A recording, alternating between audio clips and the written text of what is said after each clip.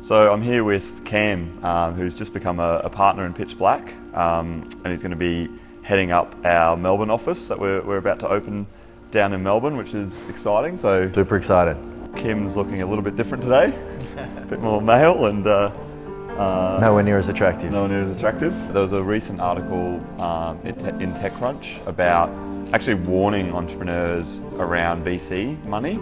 The crux of it is they're saying that if you take on VC money, they're going to force, because they want to create a big asset, they're going to force you to grow really, really quickly as they do, and that fast, aggressive growth brings on, in their mind, potentially unnecessary risk, where if it was done more organically, it would have been more stable.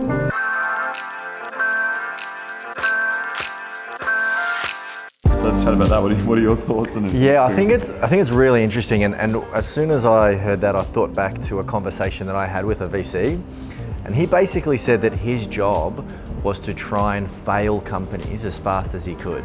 And out of that rose the successful ones. I think obviously VCs are fantastic for the startup industry, yes. In many ways, but they're not necessarily fantastic for every startup. In my view, like whenever you try and look for money, not all money is good money. Talk about like smart money. Dumb money and thinks they're smart money. Yeah. The third one, yeah. Like which is the guy at the barbecue and it is always a guy, it's never girls. The guy at the barbecue that knows about religion, politics, startups, business, like sport. They're just a know-it-all of everything, and like got to be the worst fucking investors you could take on ever. So we warn people against that. A lot of founders would feel once they do have a product and they've got traction and customers, revenue, whatever, a lot of founders would feel that the only way that they can go and raise that $1 or $2 million would be through VCs. So they would struggle to round up such big chunks of cash from angels. Yeah, I mean it's a really difficult space to play in. That types of that sort of level of money, because sometimes it's lower than what a VC might invest, but higher than what your normal high net worth might invest. Mm-hmm. Startups typically raise 100 grand, 150 grand. Like they get that first chunk of pre-seed money to build a product, hopefully quit their job, start doing some shit, get off the ground, trying to get some traction, and then from there it's like, where's that next chunk of cash come from? And it is often a big leap to VC at that point, but then angels can be hard to find as well. So it is, I think it's something that startups really struggle with, is knowing where the next dollar should come from. So the founder of Basecamp, which is really cool project management software, obviously a pretty famous startup. He owned a web agency and he spun it off as a product. Obviously we're very big on small businesses spinning off tech products, so it's a very, very cool story. But he's got some very black and white views on investment. Yep. So he has technically taken investment, but yeah, it's a great story. But he has self-funded it out of his web business. Everyone kept asking how much he was valued, so he took like $1 at 100 billion valuation from Sequoia, I think. Sequoia as a bit of a fuck you to the world for continuing to ask what his valuation. So he only took $1 of investment, so that was just a joke.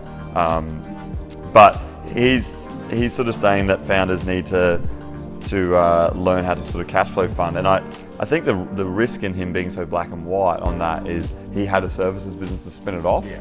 So if you've got a services business, then sure, you can start. Yeah, I think that's just a different type of investment, because he is actually investing in it. It's just his web service agency was investing in the business, right? Yeah. Essentially.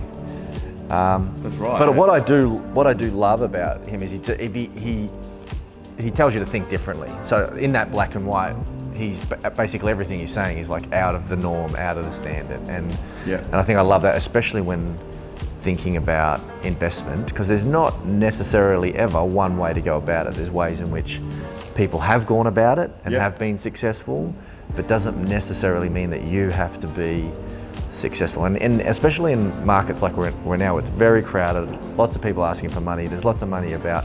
Oftentimes you do have to do things differently to stand out from that. Yes. For anyone watching, the ways that you can raise money is from your own networks, which the people who respect you and the people who they know at the start is definitely the lowest hanging fruit. Angels, angel investors, so like more seasoned investors, again, bit risky to go there right at the start.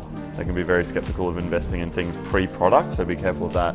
But same with VCs as well. Don't like pre-product, so they usually expect some traction. But if you're going to go to the VC route, definitely you have to expect that they're going to ride you massively. And I know, there's plenty of founders around us that are VC backed, or in our world, our own ones, and you're definitely then in a machine that's trying to crank you out. I've never heard that saying before though, like trying to make them fail. That's fucking crazy. That can be, like, that is super valuable, and obviously it works, right? It works for many people, but it's about finding like what works for you, finding the right investor for your startup.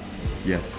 And for you as a personality as well. It's really important for people to think about their revenue model as well when they're thinking about taking investment. Like, if your business model requires a shitload of volume to get to the point where it could even be profitable or even cover the cost of a decent sized team, then it's almost inevitable that you're going to need decent backing to get to that point. That's where sometimes it's just, there is no option. Obviously you have choices where you get the funds, but VCs are going to be an obvious option in a lot of those circumstances. If you've got a physical product, you can get loans often, actually, like if you for production and everything as well. So there's a whole bunch of ways, but if cash flow funding it is fine and growing organically, but there's definitely has to be enough fat in that revenue, like Basecamp had, to have enough money to cover a team to build the product and grow it. Yeah, and there's a whole bunch of other factors in there as well. It's how fast you have to get to market, what's the competitive landscape, how big a team do you need to be able to achieve that? So it's about like, what are my goals, what's best for my startup, and then what funding method and how much funds and who's funding that to help you achieve that. Last point I would make would be around risk. Like a lot of people that come through our program or businesses that we help, like they ask about how do they protect their idea. And the scary thing in software is that there's very little you can do, right? Like hardware is lucky, like physical products are lucky in the sense that patents can be defended pretty well in physical products. If you've got a software idea, we often teach people, and we do believe this, that often one of your biggest defense mechanisms is how fast you grow. And that comes down to capital. So if you've got a particular idea, a software idea, and you launch it and it's going well, you have to realize that people will copy it. Once you're out there and going, and people see you going well, they'll create their own version of it.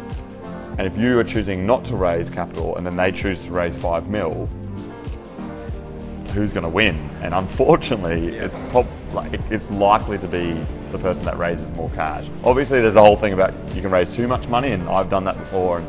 And I've been there massively. You don't want to raise too much, so that you should only raise as much as you need to get to the next milestone, but raising nothing is pretty risky. It's maybe the riskiest thing you could do.